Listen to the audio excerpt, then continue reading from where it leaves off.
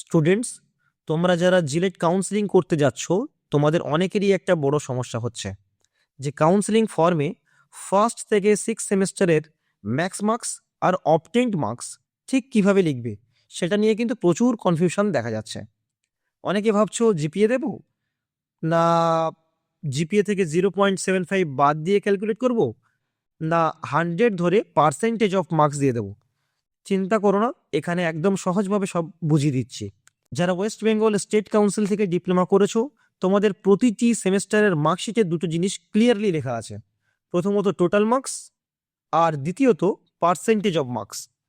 Counselling ফর্মে max marks যেখানে চাইছে সেখানে মার্কশিটে লেখা টোটাল মার্কসটাই টাইপ করবে, কারণ টোটাল মার্কস সমান ওই সেমেস্টারের ম্যাক্স মার্কস।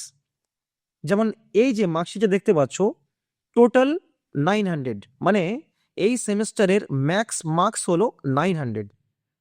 আর তার নিচের দিকে আছে দেখো পার্সেন্টেজ অফ মার্কস 85.1। এখন কাউন্সিলিং ফর্মে যে অবটেইনড মার্কস আছে ওটা বের করতে হবে পার্সেন্টেজ অফ মার্কস ব্যবহার করে। অবটেইনড মার্কস বের করার সিম্পল ফর্মুলা হলো obtained marks is equal to total marks into percentage of marks divided by 100।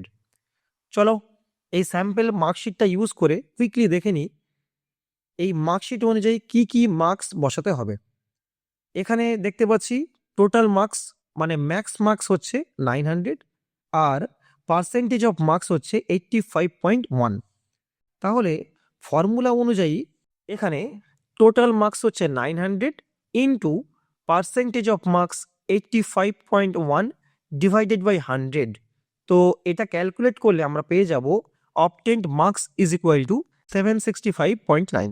অর্থাৎ এই সেমেস্টারের জন্য কাউন্সিলিং ফর্মে লিখব max marks is equal to 900 আর obtained marks is equal to 765.9। একইভাবে তোমাদের সব 6টা সেমেস্টারের মার্কশিট থেকে টোটাল মার্কস আর পার্সেন্টেজ অফ মার্কস দেখে প্রতিটা সেমেস্টারের ম্যাক্স মার্কস ও অবটেন্ড মার্কস ক্যালকুলেট করে ফিল করতে হবে। এখন আর কোনো কনফিউশন থাকার কথা নয়, তোমাদের মার্কশিট দেখে সহজেই সব সেমেস্টারের ম্যাক্স মার্কস আর অবটেন্ড মার্কস ফিল করতে পারবে। যদি বুঝতে পেরে যাও খুব ভালো, আর যদি কারো কোনো সমস্যা থেকে থাকে বা কনফিউশন বা ক্যালকুলেশন নিয়ে প্রশ্ন থাকে কমেন্টে জানিও।